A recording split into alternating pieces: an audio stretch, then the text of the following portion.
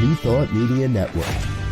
We are a global broadcast network of positive music, media, and entertainment, inspiring humanity's evolution along the journey of enlightenment and creating a world of love, peace, empowerment, and prosperity for all. New Thought Media Network. Positively inspiring.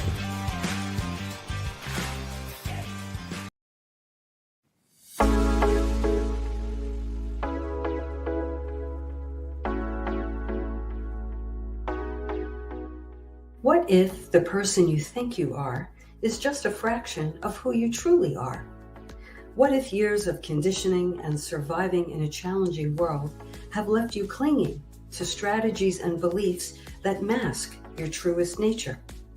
I'm Catherine Duca, psychotherapist and self-esteem coach, and you're listening to Who Do You Think You Are? A show that looks beneath our psychological masks and uncovers our profoundly messy, beautiful, brilliant, tender-hearted essence. Join me as we go in search of the hidden power of our true selves. I'm so glad you're here.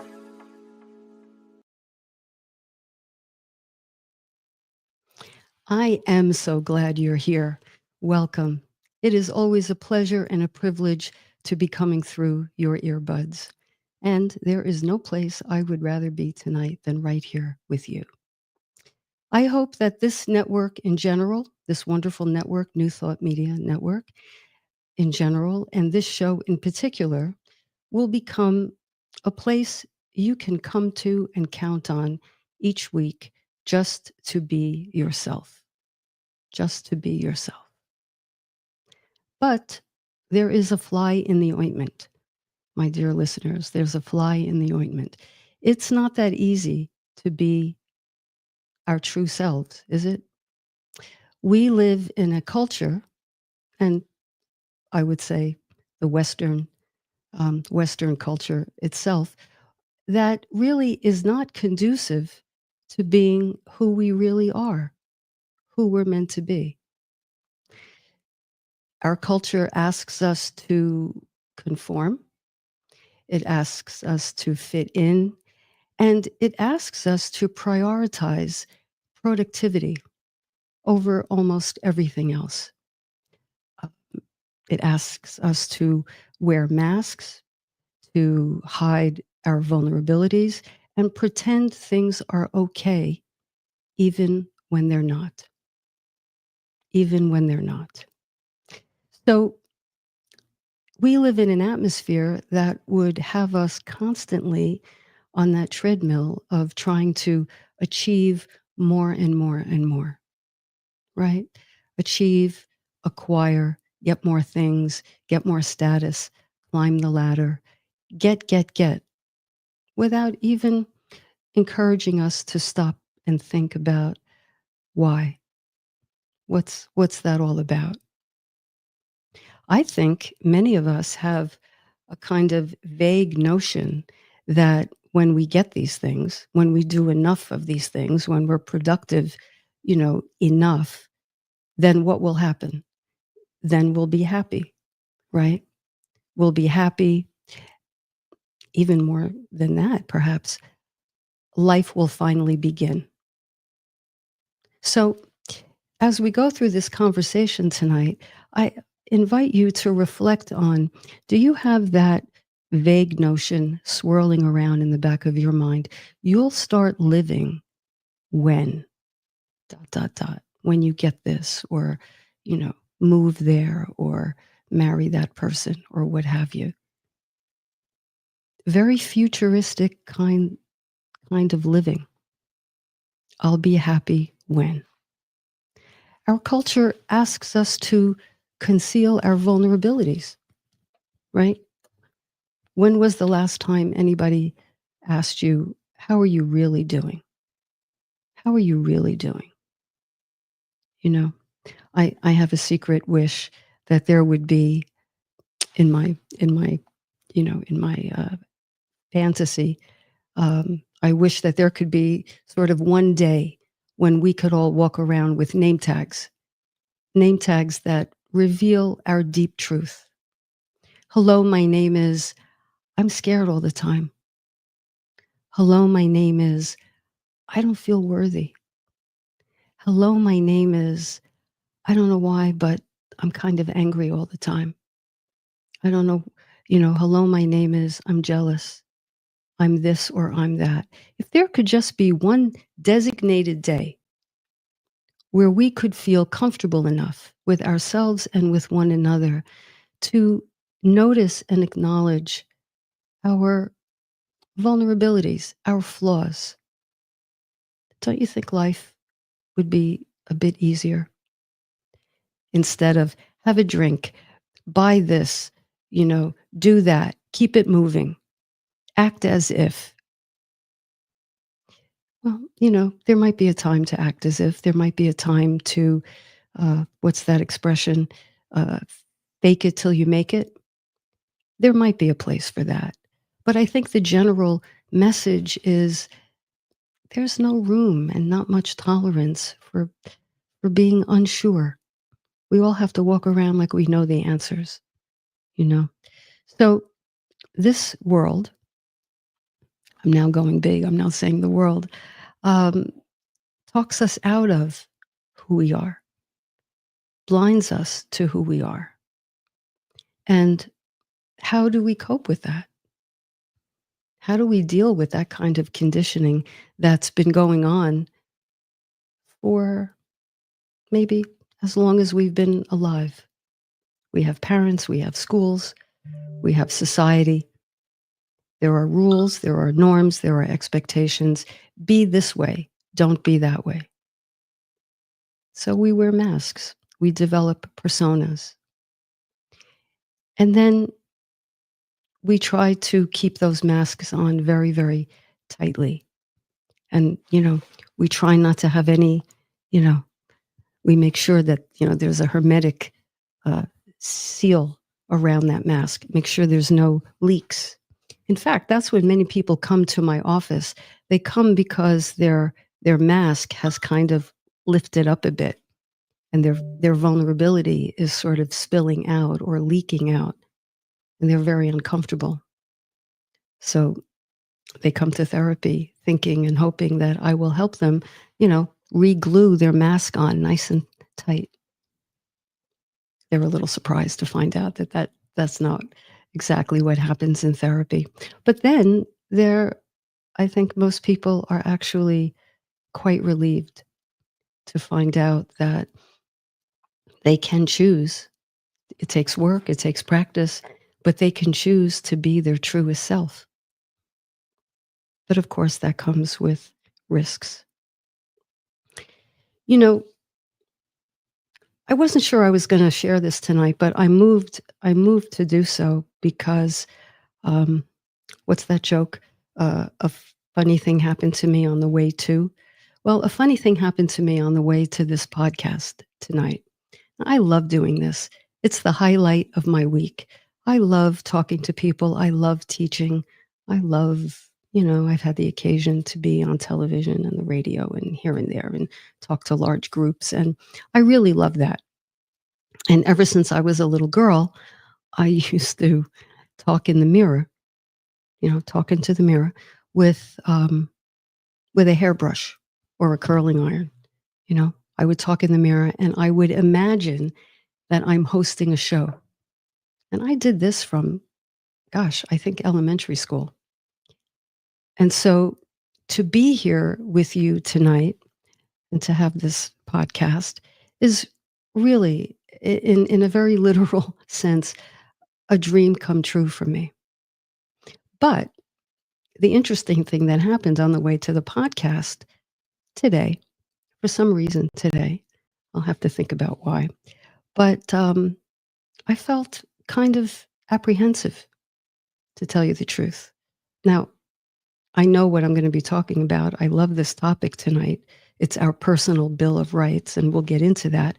So it's not the topic, but something about, and you know what? I think what's come up for me, and I'm sharing this in case it helps someone, in case you too feel this way, even though I know the material and I'm very comfortable with my work, something about going in front of people as many times as I've done it gives me the scaries. It gives me the scaries. And so when I begin to get frightened like that, frightened of what? Frightened of judgment, which takes me back to my Catholic grammar school. When I get frightened, I start to put on layers of my own masks.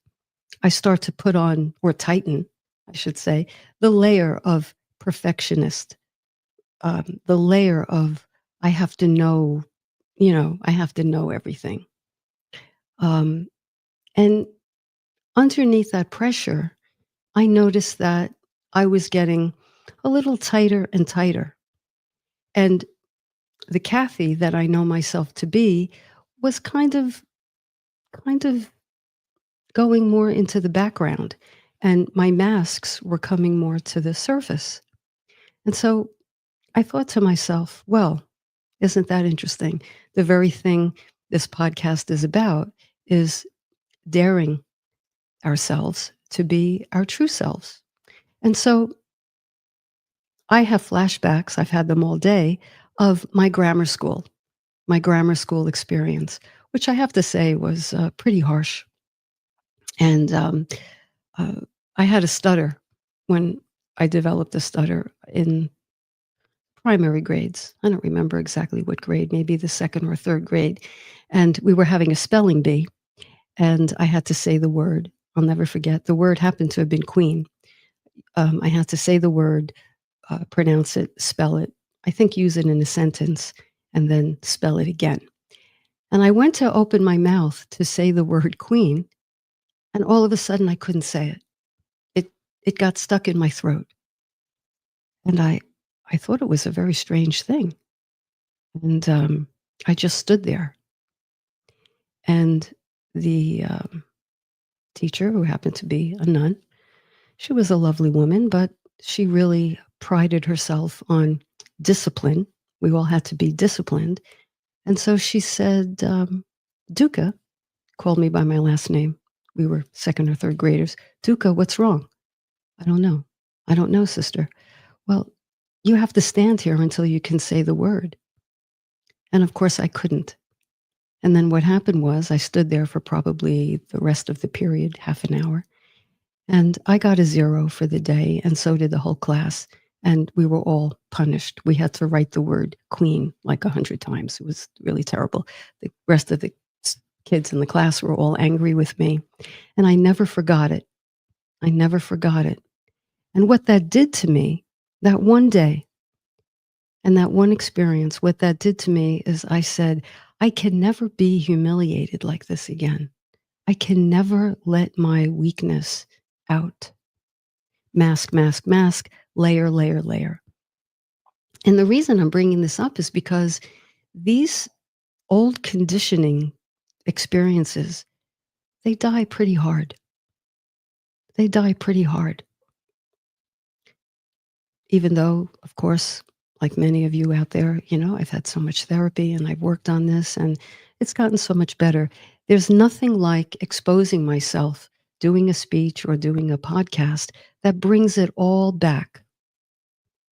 So I decided in this moment that I will share that with you. And I have to say, it doesn't feel bad.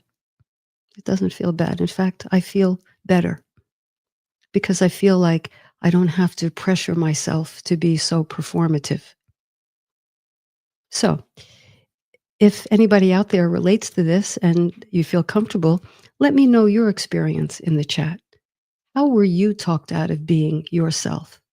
What do you live with these days that feels just too risky to reveal, yet it's an integral part of who you are? Because I'll tell you something, the distance between our mask and our true self is quite a wide gap. And in that gap is where we feel all kinds of anxieties, all kinds of self-consciousness, self-doubt, imposter syndrome. There's a lot that goes on in that gap. So what we want to do as best we can is try to narrow that gap and meet ourselves where we are. Meet ourselves where we are. So for me, as I found myself getting anxious today, I had to, and I still have to, and I'm doing it right this very second, is call to mind my little third grader, that little girl on the spelling bee line, leaning against the blackboard. I have to think about her. And I have to say, it's okay, sweetheart. It's okay. You can be scared, or you can make a mistake, or you can fumble, or you can stutter. It's okay. You're still you. And I still love you. So when I say we have to meet ourselves where we're at, we have to meet wherever we felt criticized, ridiculed, mocked, wherever time stood still for us way back when. That's where we have to go, to that little person in that moment, and offer, in my case, offer her some love and offer her some understanding and give her kind of a mental hug. We have to meet ourselves where we're at. So tonight, with this as a backdrop, I would like to talk about our rights. Our rights. And these are the very things I had to remind myself of all afternoon. And I offer them to you in the hope that you will take them, reflect on them, internalize them, and begin to practice them in very tangible ways during your week. So, when we talk about a basic Bill of Rights, a basic Bill of Rights, there's kind of what I call, I don't know, I'll call it a preamble. Now, these rights are not original. As I go through them, you will have heard them before. But I kind of, in my work with clients, I've kind of taken them and bundled them together in what I call your personal Bill of Rights. So I want to begin with the preamble, the introduction. It's the premise that underlies all the other rights that I'm going to be speaking about, and that is our right to self-determination. Self-determination, that's not a word you hear very often. When I went to graduate school for my MSW, I think the very first lesson on the very first day was about how we, as emerging therapists, must afford our clients their right to self-determination. In other words, it's not anyone's right, it's not a therapist's right, it's no one's right to impose our will on someone else, even if we think it's for their benefit. Even if we think it's for their benefit, because each person, each of us, has a right to self-determination. And what is that? It's the fundamental right to control our own life, the fundamental right to make choices as we see fit, the fundamental right to define ourselves on our own terms. You know, I may have said this last week. I find myself saying it often. If you're having trouble finding your voice, and when I say voice, everything that goes with that, try looking for it beneath other people's expectations, beneath society's expectations. For me, beneath my teacher's expectations, because that's where the voice goes to die, if you will, to be stifled, to be made small, to be inhibited. So the right to self-determination underlies everything I'm going to be talking about. We have the right to pursue our own goals, to live authentically, to be true to ourselves, to have a sense of our own autonomy. On a spiritual level, and we are spiritual beings having a human experience.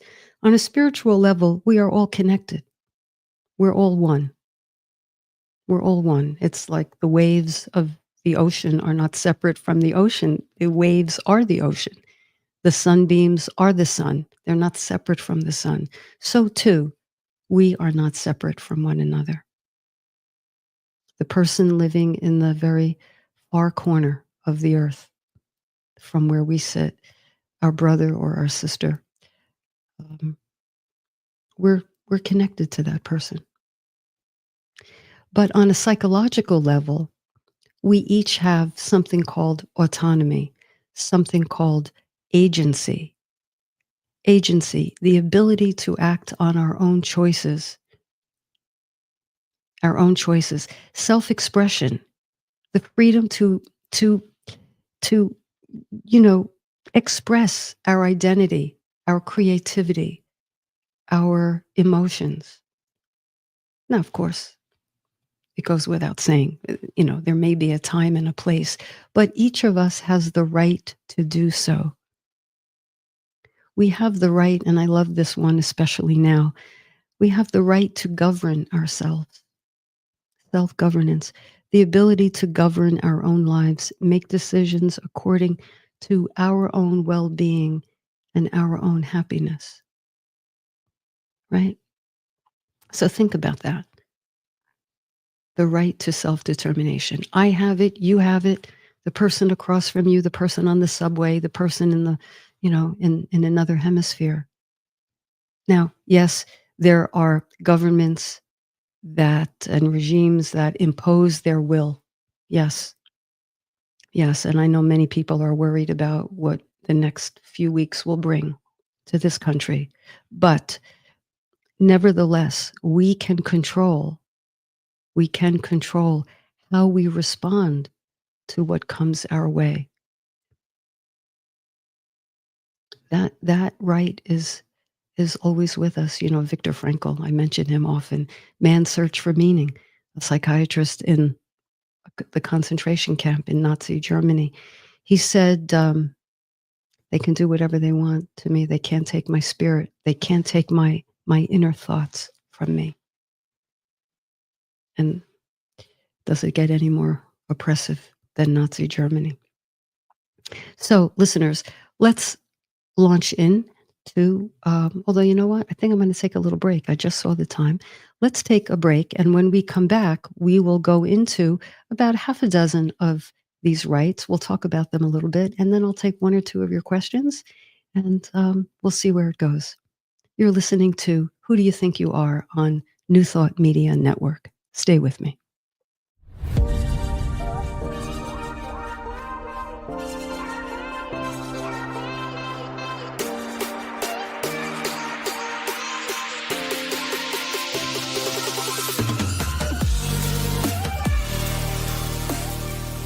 Please help us say thank you to our organizational sponsors, including the Hefferland Foundation, Affiliated New Thought Network, International New Thought Alliance, Science of Mind Archives and Library Foundation, Center for Spiritual Living Denver, Center for Spiritual Living Midtown, New Thought Philadelphia, Planned Happiness Institute, Summit Center for Spiritual Living, One Heart Retreats, Center for Spiritual Living on the Lake, Unity Kitchener, Unity Spiritual Center, Ottawa, Om Center for Spiritual Living, Satya Center, Begin Within Ministries, Center for Spiritual Living North Jersey, Unity of Savannah, and the Center for Spiritual Living Seattle,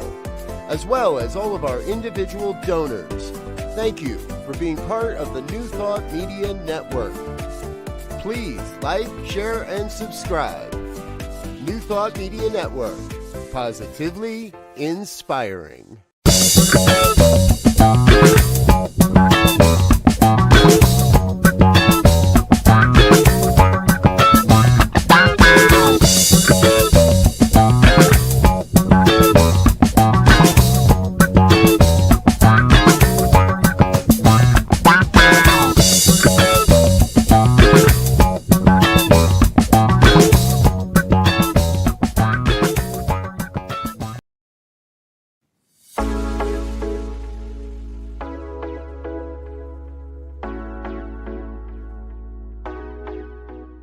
What if the person you think you are is just a fraction of who you truly are? What if years of conditioning and surviving in a challenging world have left you clinging to strategies and beliefs that mask your truest nature? I'm Catherine Duca, psychotherapist and self-esteem coach, and you're listening to Who Do You Think You Are? A show that looks beneath our psychological masks and uncovers our profoundly messy, beautiful, brilliant, tender-hearted essence. Join me as we go in search of the hidden power of our true selves. I'm so glad you're here. And we're back. We are talking about our personal Bill of Rights. And we just went over self-determination, which is our basic fundamental entitlement. We each have it to live our own life on our terms, make our own decisions, make our own choices, and protect our well-being.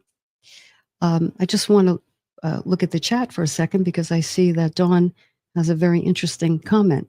Dawn says, as a child, I learned to be good, quiet, and stay in the background. I continue to work on having my voice taking up my space and give myself the opportunity to shine my light and my abilities. Yes, well, Dawn, you're not alone. You're not alone. One of the things, if I had to say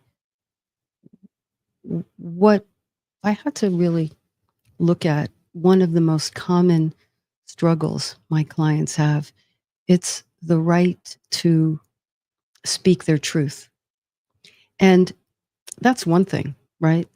Not recognizing that one has the right to speak their truth because they're conditioned to be a good girl, stay in the background, not take up space, right? Just blend in, don't make waves, don't rock the boat. So very common. And part two of that, and I find this so fascinating, really, and this is the crux of therapy. If you do that long enough, you don't even know what your true self is anymore.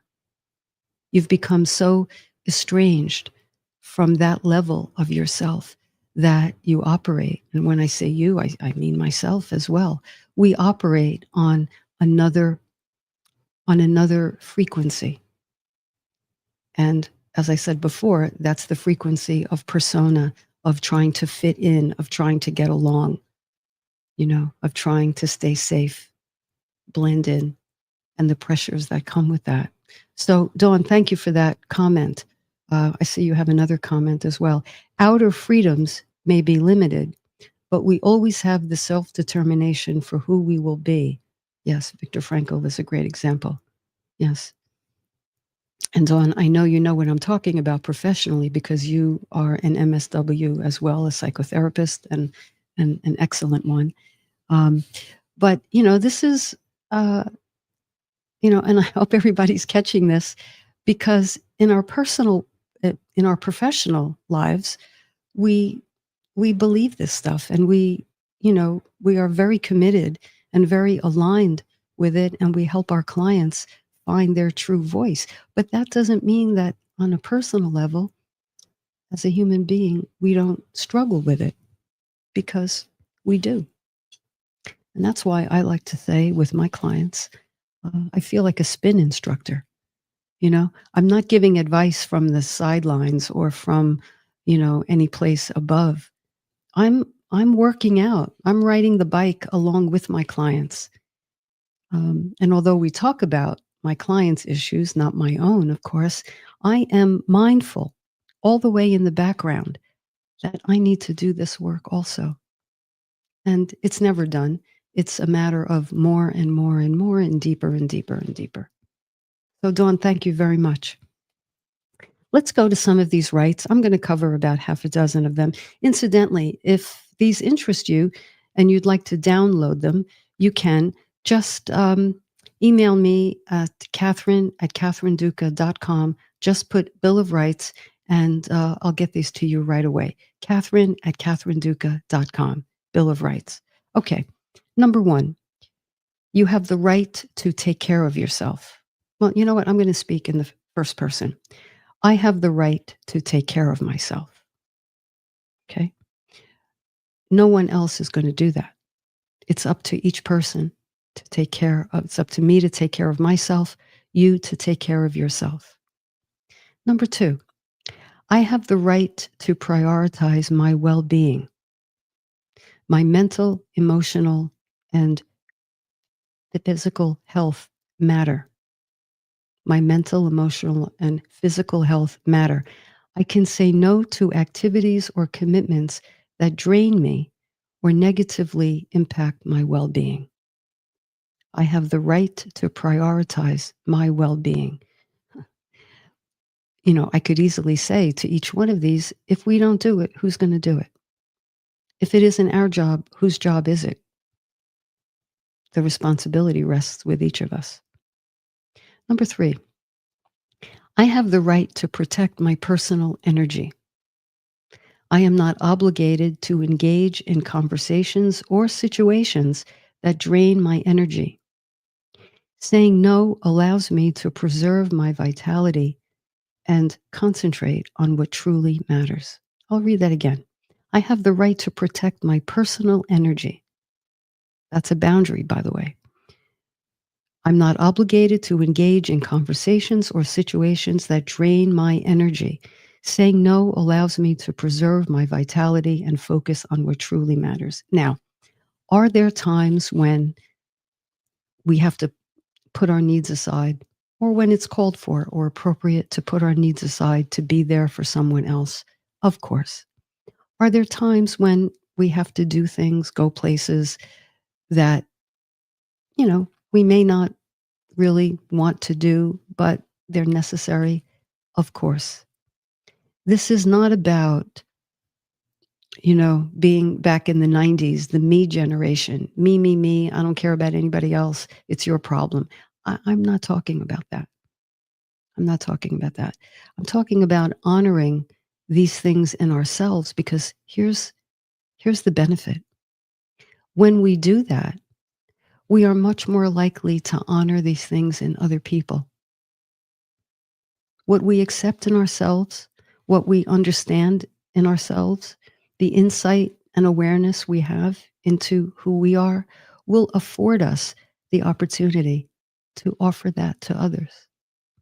And doesn't the world need that? I think you'll agree it does. So, I have the right to be assertive,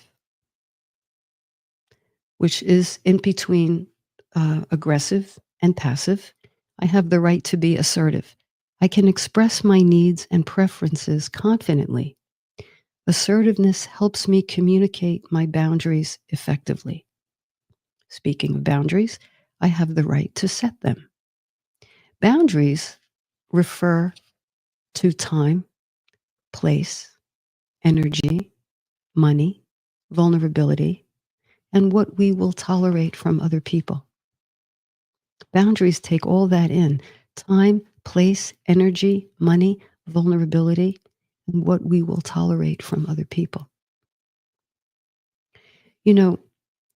When I talk to my clients about their personal Bill of Rights, what comes up most often is, I'm afraid I'm going to be selfish. I'm afraid, I'm just not used to doing that. Something about it feels misplaced or misguided or wrong or just plain old unsafe.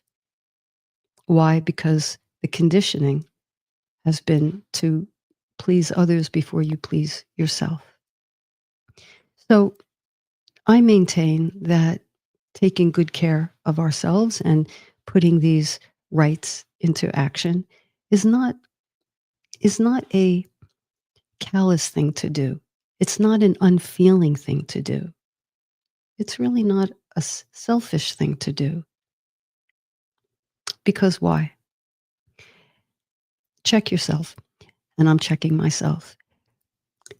If you let too much time go by where you are constantly giving, overgiving, overdoing, having your hand raised all the time, how do you feel toward other people after a while?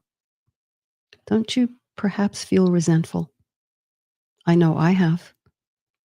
My people pleasing got me to say, yes, sure, I'll do it no matter what. Even if I'm up all night on a project, I'll do it. But then what happens? I think there are no strings attached, right? See if you can relate to this. I think there are no strings, but actually there are strings. The strings show up as when I need a favor. I might not even ask because as a people pleaser, that doesn't come easily for me to ask for help. But I might expect others to be a mind reader. Don't they know what I need? Or how about this one? I don't ask for much. The one time I ask for something, you can't drive me to the airport.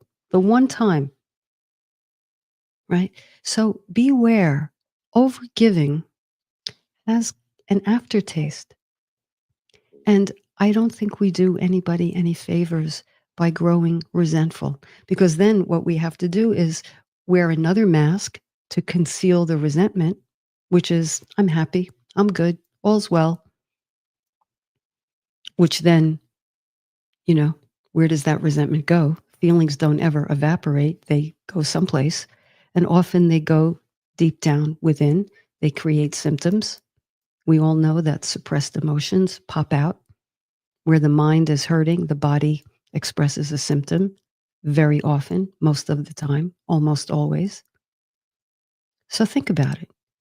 We don't do anybody any favors by saying yes at our expense too often. Okay? So, boundaries. I can establish limits on what I'm willing to do for others.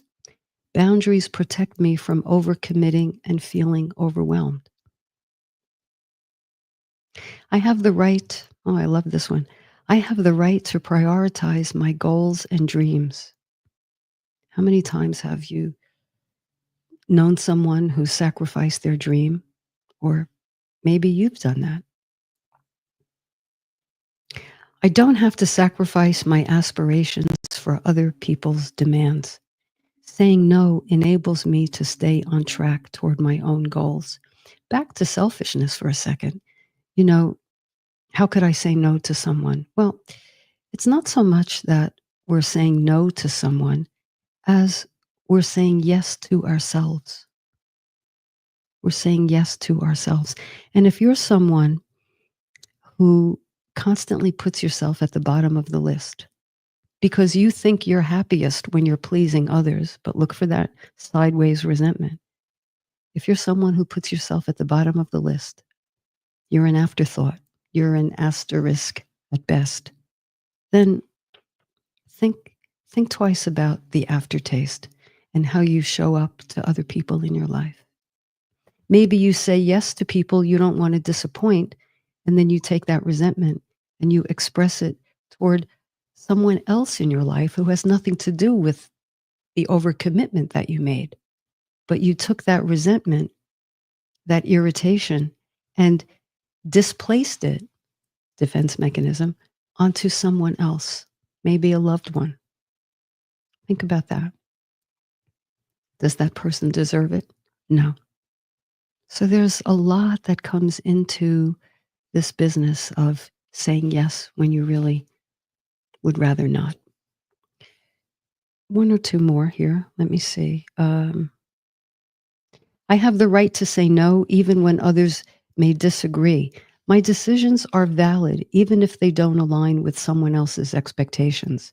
I can stand by my choices without feeling pressured to conform. Now, this doesn't mean we don't ask for feedback or receive constructive criticism.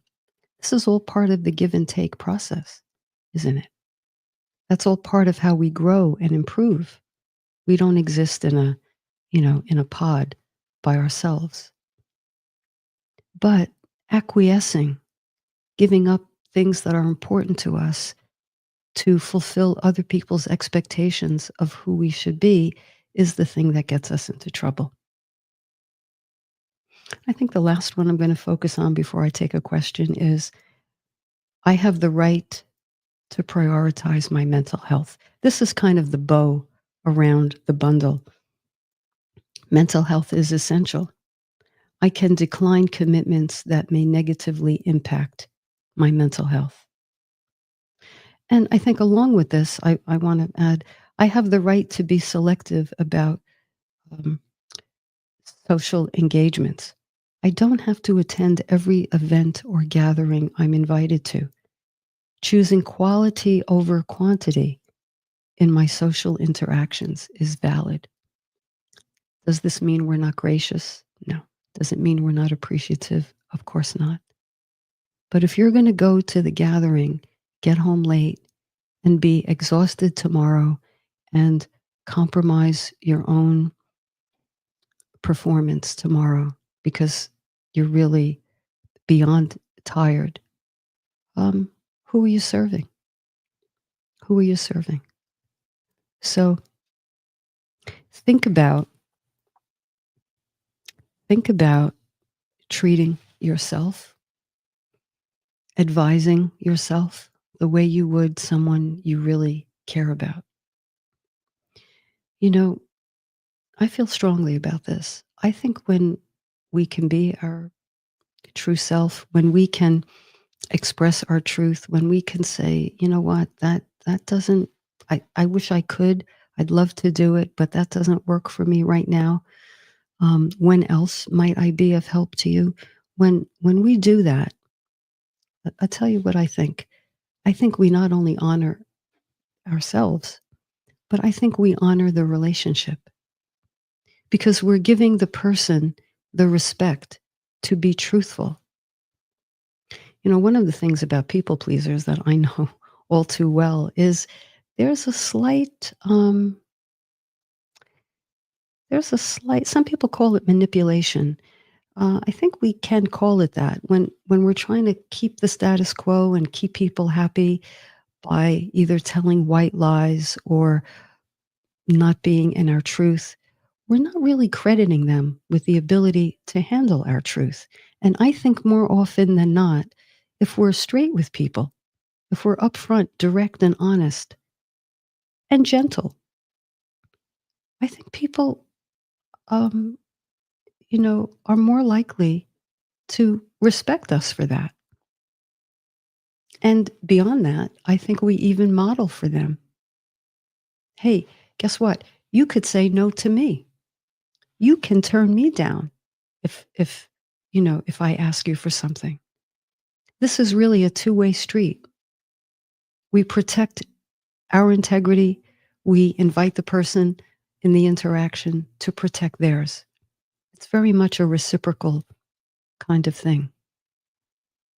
All right, so I'm going to go to a question, but I noticed that there's another question here from Dawn. Can you speak a bit more about how someone might try to establish a new boundary in an established relationship that is assertive yet considerate and respectful? You know what, Dawn, that really echoes the question that I got from a listener. Let me read her question. This comes from Linda. I'm worried that declaring my personal Bill of Rights will lead to conflict with others. How can I assert my rights in a way that's respectful and compassionate, but still firm? So, Dawn, I think that dovetails with what you're asking. Well, here's the thing. Some people won't like it. That's the truth. Some people won't like it. You know, I believe we teach people how to treat us. We break people in, our personality style, our persona, the way we engage with people sends a message for how they can treat us. So if we have that with another person or people, but let's say another person, and let's call that a dance, and we know the steps. You ask me anything, and I always comply, and I ask for very little, and we call that a nice relationship. If I change the steps of that dance, what's going to happen? Chances are the other person may be confused, may be irritated, may challenge you, may push back. Hopefully they will do these things and not just retreat in silence, as some people do, but they'll demonstrate that they don't like the fact that you changed the dance. So there may not be any way around some degree of conflict when, as you say, you're establishing a boundary in an already established interaction pattern. Expect that. People pleasers have to dare to have people displeased with them in order to break free of these, psychological chains. I find it helps if we do two things. If we speak in the I and say, I'd love to, I wish I could, I'd love to, I'm feeling overwhelmed right now. And I, when I've been overextended, and when I do overextend myself, I feel tired. I don't feel well. So I'm going to need to prioritize my own tasks. Thank you for understanding. I hope you understand, something like that. And then if you can follow it up with, I can't do that, but I could probably do something else, or I could do the thing you asked at another time. Or if you can't, then a simple, acknowledgement. Gee, I'm sorry to disappoint you, or I hope that you can find another way. If I can, I'll help you find another way. So speak in the I and acknowledge to the other person that you understand that this may leave them a little bit uncomfortable. And you can also say, look, I know I'm, in your own words, I know you're used to me a certain way, but I've thought a lot about this. And I've thought a lot about why I'm so tired or why my energy is so low. And I think I'm just doing too much. So I trust you'll understand that I just need to pull back a little bit. It's gentle, it's kind, it's not callous or selfish. I don't think it's selfish. And then you see how the other person responds. I'll bet they'll respond better than you think. But if they don't, hey, not easy, but you kind of have to take that along with, because look, if the other person only likes you because you tend to serve them all the time, then you have to look at what that relationship is really made of. But I do want to add that if you change the drill midstream, give the other person the room to have their reaction. Give them the room to feel a little puzzled or, a bit resentful. Okay. If they are, you seem resentful. Are you angry with me? I understand. I understand. I'm kind of being a little different here. I get that. Acknowledge it out in the open. Hey, honesty may not be for the faint of heart, but boy, it's for anyone who wants to live authentically and live in their truth and meet themselves where they're at. Right? So, Dawn, I hope that answered your question. I see we have another question or comment from Patricia. Let's see. If someone doesn't understand that we need to take care of ourselves and take our no response personally, then they are concerned about taking care of themselves. Right, right. Which is why we need to honor ourselves. Ultimately, they will respect us more, and we feel better about ourselves because we're living honestly and being true to ourselves and them. So true. So very true. These are all different ways of really addressing a gnarly but very fundamental aspect of authenticity. Really unpacking and getting to the crux of, hey, what's going on here? We might not have the same needs at the same time, or we might have competing needs, or our needs might be imbalanced. Or maybe whoever you are out there, maybe you're the needy one. And maybe you haven't given a message to others that they can say no to you, because maybe, you're carrying some neediness around with you, maybe from the past, and your energy kind of gives a vibe of, I can't handle being disappointed. So you have to watch it from your end also. If we want open communication, meaningful communication, dialogue that is insightful and, what's the word? Uplifting? Uplifting? Uplifting by virtue of, we're both taking the risk here to be honest in a world or a culture, come on, you'll agree with this, that is very cookie cutter, that is very Instagrammy, that is very image oriented, polished. Everything has a lens, a filter, if you will. Let's dare to be honest. So, Patricia, I hope that answered your question, which is why we need to honor ourselves. Ultimately, they will respect us more. Okay, that's the same comment. Okay, thank you for these contributions. First of all, when you contribute like this to the chat, you make my task so much easier here. I love relating to questions, and for future podcasts, by the way, if you want to ask Catherine anything, just email me. Again, Catherine@catherineduca.com. Ask me anything about this sort of thing.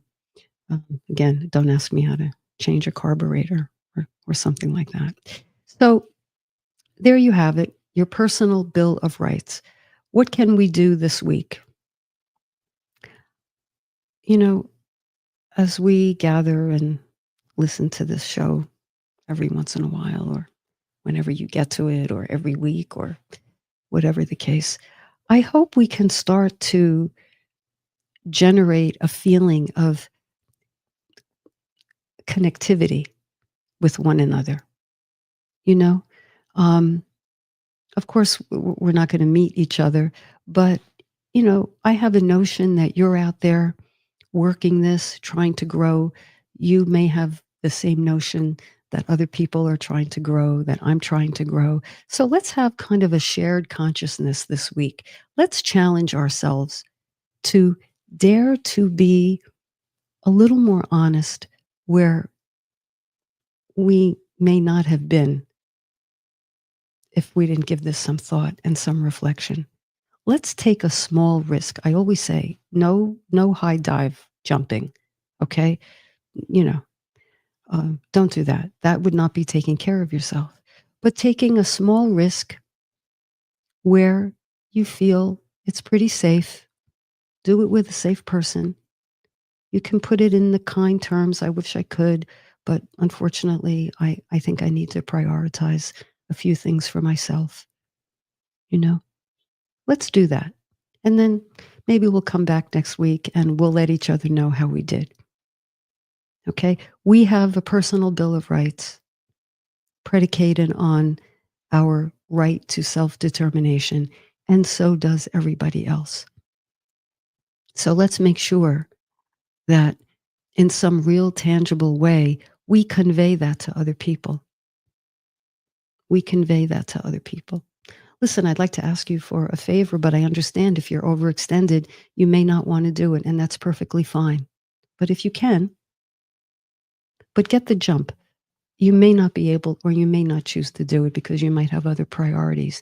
And I'm letting you know that I understand that. Let's take that out on the road this week. And let's see what we get. I think we're going to get something very interesting by giving something very interesting. So, friends, thank you so much for this time. We just came through Thanksgiving. I hope everybody's okay. If you're not okay, if you experienced some difficult family dynamics, I hope that reflecting on this Bill of Rights, I hope can give you something, because we have more holiday to come and more dinner tables. I hope that this will help you to get a little more grounded, a little more into meeting yourself where you're at, and honor yourself. Honor yourself and the other person with your integrity, your honesty, your humility, and your truth. Be well. Get a good night's rest. Whatever you're worried about will be there in the morning. I promise. Let it all go. Drift off to sleep. And I hope you wake up tomorrow with a renewed sense of walking your path, your truthful path. This is Catherine Duca. You've been listening to Who Do You Think You Are here on New Thought Media Network. Stay well. Have a good week. I'll see you.